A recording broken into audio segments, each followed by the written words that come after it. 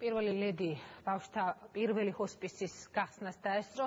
ეს არის პირველი ასეთი სახლი, რომელიც 3 ძირითადი მიმართულებით იმუშავებს. 24 საათიანი მომსახურება ერთდროულად 10 ბავშვისთვის. დღის ცენტრი, სადაც ბავშვები და მათი მშობლები დილიდან საღამომდე დაყრდნობიან საჭირო მომსახურების მისაღებად, შინზრუნვის სამსახური, რომელიც ბინაზე მოემსახურება ბავშვებს. მემორანდუმი ამ მშენებლობის თაობაზე გასული წლის 29 მაისს გაფორმდა. ბავშვთა ჰოსპისის აშენების იდეა კი 2013 წელს ჩატარებული კვლევის შემდეგ გაჩნდა, რომლის მიზანი იყო ბავშვებისთვის პალიატიური მზრუნველობის საჭიროების შესწავლა. როგორც ამ კვლევამ აჩვენა, საქართველოში პალიატიური მზრუნველობა ყოველწლიურად 0-დან 18 წლამდე ასაკის 839 ბავშვს ესაჭიროება.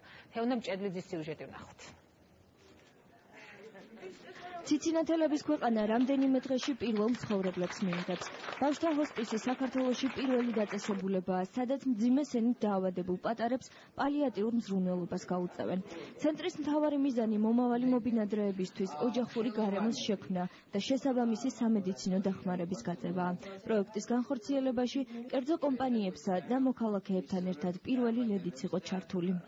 ეს არის არაჩვეულებრივი შემთხვევა ჩვენ ქვეყანაში, როცა ბავშვთა ჰოსპისი გაიხსნა და უპრეცედენტოა ისიც, რომ ამდენი ხალხი გაერთიანდა ამის გარშემო.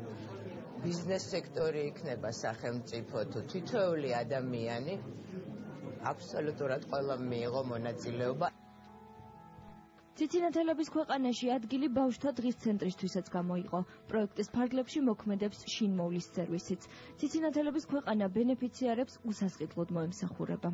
საერთო ჯამში როგორც მინიმუმ 50-60 ბავშვს მოემსახურება წლის მანძილზე.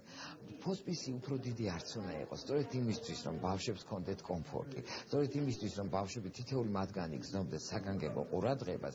მსოფლიოში ასეთი ფორმა მიღებული მცირე ჰოსპისები, მაგრამ ჩვენ რა თქმა უნდა იმედი გვაქვს, რომ მათი რაოდენობა გაიზრდება მომავალს. მსგავსი ცენტრები უნდა იყოს ზუსტად ესეთი ტიპის, არა დაუშვათ საავადმყოფო ან ჰოსპიტალის ტიპის დაწესებულება, არამედ ესეთ სახლი, თბილი გარემო, სადაც სამწუხაროდ ეს ბავშვები გაატარებენ თავიანთ, ასე ვთქვათ, ხშირად უკანასკნელ დღეებს. კომპანია ექვსი ამ პროექტის ხარდაჭერას გააგრძელებს, იქნება გამომდინარე, ამ პროექტს სჭირდება, ასე ვთქვათ, შენარჩუნება.